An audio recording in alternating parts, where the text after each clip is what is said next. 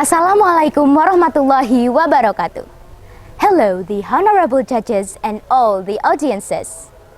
First of all, let me introduce myself. My name is Kireina Marsya Kanahaya. I'm from SMA 1 Taruna Madani, East Java. Here, I'm going to tell you a story about one of the urban legends from my city. A story about a very wise old man, Buyut Banyubiru, and his wonderful student, Joko Tingkir. Without any further ado, let's get to the story. The legend of Buyut Banyubiru and Joko Tingkir. Banyubiru is the name of a village in East Java that has a very beautiful nature and a really good soil. Now, the story started. Once upon a time, lived a very wise old man that known as Buyut Banyubiru.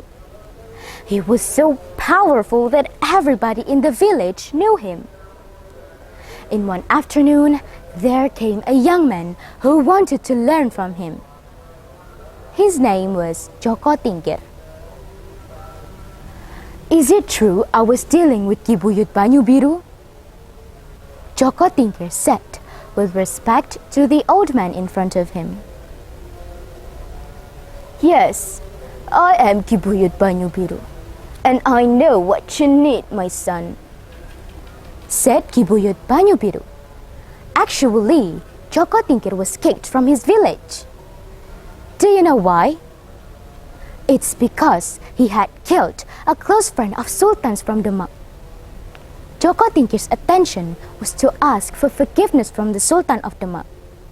He hoped that he would be permitted to go back and live in his village. At night, Buyut Banyubiru and Joko Tingkir started to do the lessons.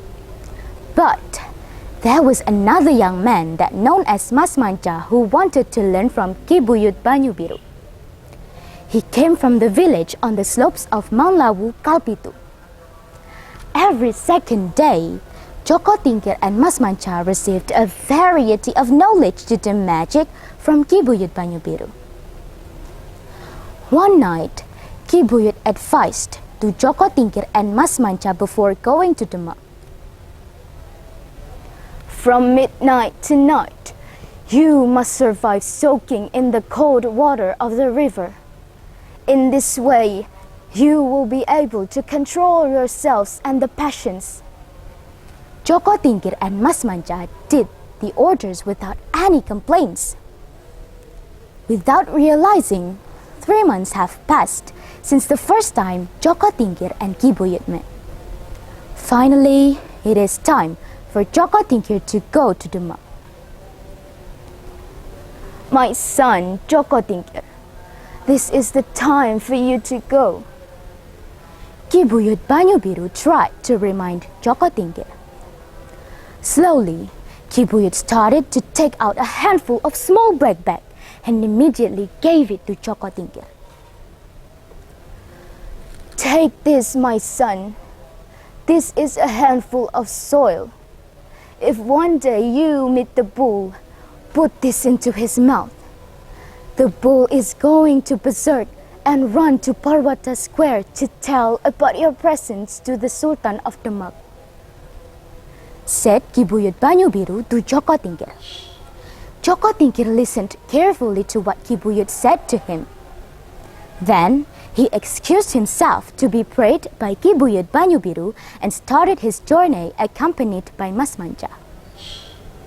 They crossed the river using a raft to get to Demak.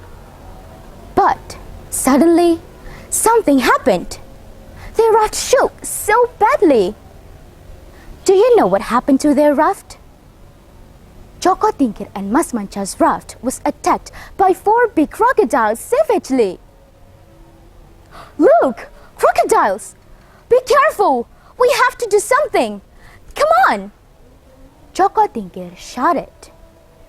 With their brave out, Joko Tingkir managed to defeat the 4 giant crocodiles and survive.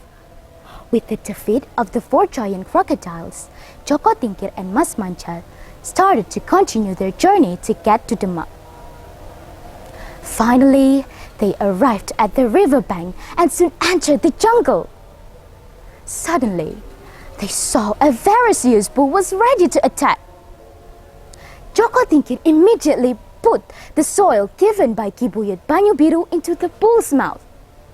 The bull ran quickly to Parwada Square and announced the presence of Joko Tingkir to the Sultan of Demak.